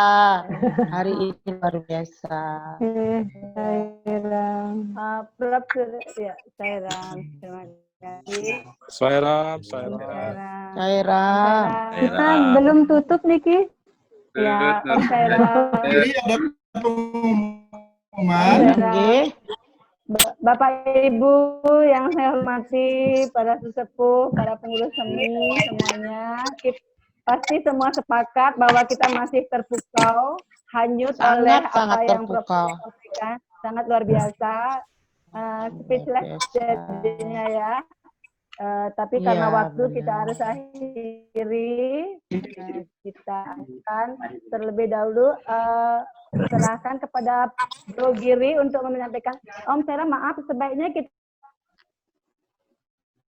dengan sama lokasi Kinabawantu. Kemudian setelah berakhir, saya persilakan Brother Giri untuk menyampaikan pengumuman-pengumuman.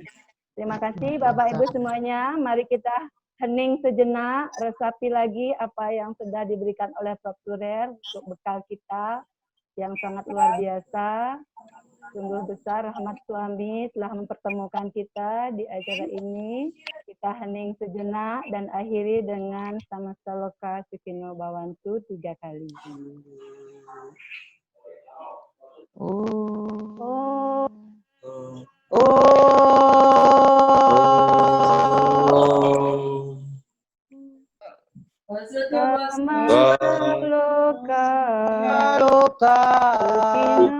Sukino Bhawantu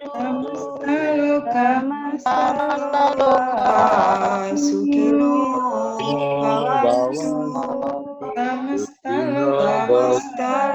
Bhawantu Samasta Loka Bhawantu Shanti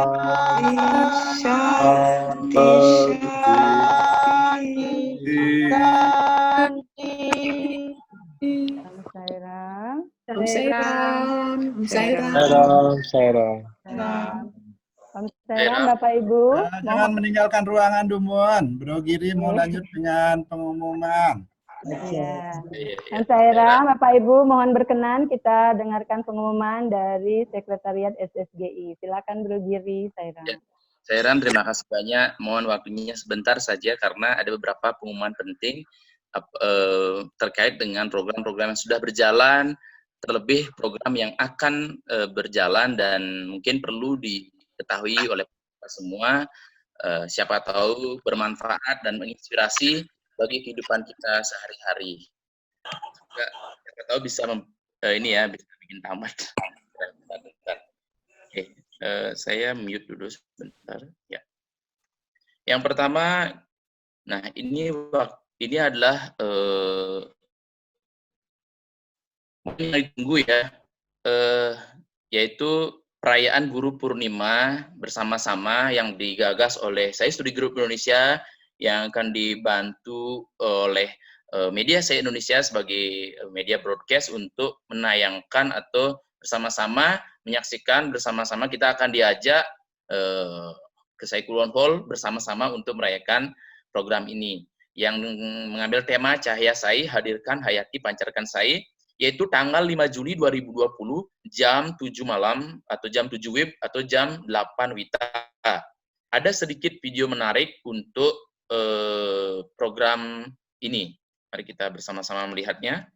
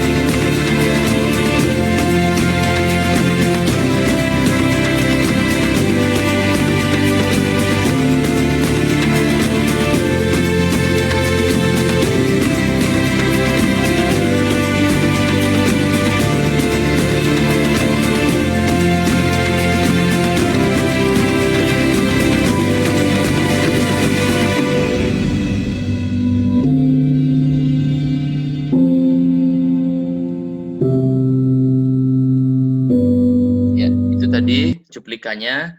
Jadi nantinya semua wing dan unit kerja, semua sayap organisasi organisasi SSGI akan menayangkan sebuah program yang sangat-sangat inspiratif, menarik, dan jangan lewatkan karena hari Minggu ini ya, jangan lewatkan untuk bersama-sama join untuk bersama-sama merayakan perayaan Guru Purnima yang tadi sudah disebutkan waktunya ya, hari Minggu ini. Saya Ram, nanti mungkin akan lebih diingatkan lagi setiap saat. Ini mengingatkan kembali program meditasi yang sudah sering diingatkan ya, dan sudah banyak testimoni yang sudah dibahas juga. Jadi tetap semangat untuk melaksanakan meditasi cahaya. Pasti ada manfaatnya bagi kita semua, saya Ram. Selanjutnya adalah, nah, kalau tempo hari atau minggu lalu kita sempat bilang kalau Jumat Sehat sudah berakhir. Ternyata kalau kita lihat data yang berita-berita yang masuk di media ya, ternyata COVID itu belum turun ya, justru tambah meningkat. Di Bali kita lihat juga di Rumah Sakit Sanglah sampai kepenuhan tempatnya untuk menampung pasien ini. Artinya kesadaran untuk kesehatan dan kita sebagai bakta juga perlu untuk diingatkan kembali mengenai protap atau kesadaran untuk sehat. Oleh karena itu, oleh Sai Healthcare SSGI berinisiatif kembali extend ya, karena ini juga ternyata belum Guru Purnima dan masih ada satu yang terlewatkan, yaitu dari Sai Rescue. Dan hari Jumat ini masih ada Jumat Sehat sesi keempat dengan tema Saya Rescue, peran strategis sewa dalam upaya pencegahan penularan COVID-19. Ini kemarin kami sempat berbicara dengan tim Saya Rescue dan sangat banyak sekali tips kesehatan. Saya Rescue kemarin memulangkan 1.000 orang dari Banyuwangi untuk orang-orang yang sudah COVID. Dan kami banyak bercerita di sana bagaimana tips mereka sudah 3 kali rapid test ternyata negatif. Apa resepnya dan bagaimana kita bisa menghadapi kondisi seperti itu? Hari Jumat ini kita dengar sharing dari dia. Lalu dari Dr. Yase selaku Say Healthcare mempertegas lagi dengan COVID-19 ini tingkatkan kewaspadaan dan sadana. Nah, seperti itu yang di Jumat Sehat ini jangan lewatkan jam 7 ya. Jam 7 tetap dengan Jumat Sehat ini. Ini seperti biasa nanti mungkin akan diingatkan kembali di grup-grup ya. Oke, sama untuk pelatihan guru juga sama, diingatkan lagi. Ini juga sama, barangkali ada yang lupa genggam beras untuk hari ini atau mungkin sebelumnya bisa melakukan sebentar lagi sudah Guru Purnima hari Minggu ini bisa kumpulkan dan siap-siap untuk menyalurkannya di tanggal 5 kepada kita berdoa pasti ada orang yang tepat untuk menerima beras dari COD ini. Ini mungkin belum terupdate kalau nggak salah per hari ini atau mungkin kemarin ya sudah hampir 5.000 lebih ya. Tetap melakukan gerakan ekoenzim. Ini adalah gerakan dari Saya Studi Group Indonesia yang dimotori oleh Saya Green dan tentu saja didukung dan support sangat-sangat totality oleh ibu-ibu Mahila dan juga Balpikas dan semua orang juga melakukan ini dan mari kita sukseskan ini semakin banyak semakin bagus untuk alam ini saya rasa. Ya, tadi sudah disinggung jangan lewatkan ya saya ramah sesi ke-10 semakin menarik banyak soalan-soalan yang menarik dan inspiratif bagi kita. Ya ini sewa Guru Purnima barangkali ada yang melakukan dengan jangan lupa adalah protap untuk sewa dal. Ya. Itu saja pengumuman hari ini. Mudah-mudahan kita bisa bergabung atau join dalam setiap program-program yang digagas oleh SSGI. Untuk paling dekat adalah Jumat Sehat. Sampai ketemu di Jumat Sehat. Semoga semuanya diberkati kesehatan. Om Sairam. Om Sairam. Sairam. Sairam.